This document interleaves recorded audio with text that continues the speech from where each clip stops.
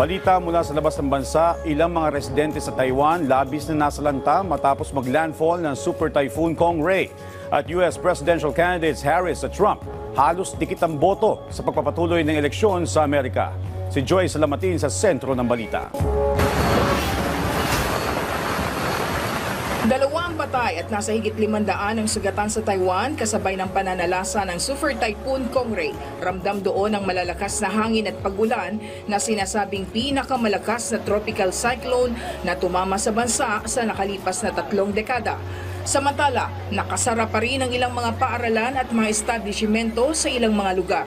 Nasa higit 1,000 residente naman ang inilikas sa mga bayan na labis na maapektuhan ng bagyo, habang puspusan ang relief operation sa mga naapektuhan ng bagyo. Unang nanalasa ang Super Typhoon Kongray o Bagyong Leon sa Pilipinas. Nakaboto na ang halos 60 milyong Amerikano para sa kanilang 2024 presidential elections sa bansa.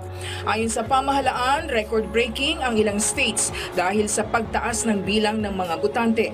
Halos dikit naman ang bilang ng mga boto ni na Vice President Kamala Harris at former US President Donald Trump.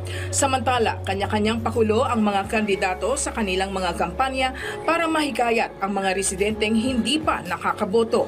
Sa kabila niyan ay puspusan rin ang pagmomonitor ng bawat lugar sa mga balota para masiguro ang patas, tapat at tamang proseso ng botohan.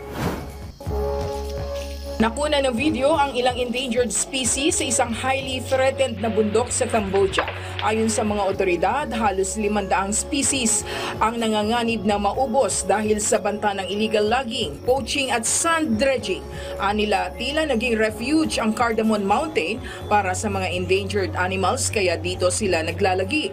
Samantala, patuloy naman ang pakikipaglaban ng mga conservationist para sa pagprotekta hindi lamang sa kagubatan kundi pati na rin sa mga hayop na naninirahan dito. Joy Salamatin para sa Pambansang TV sa Bagong Pilipinas.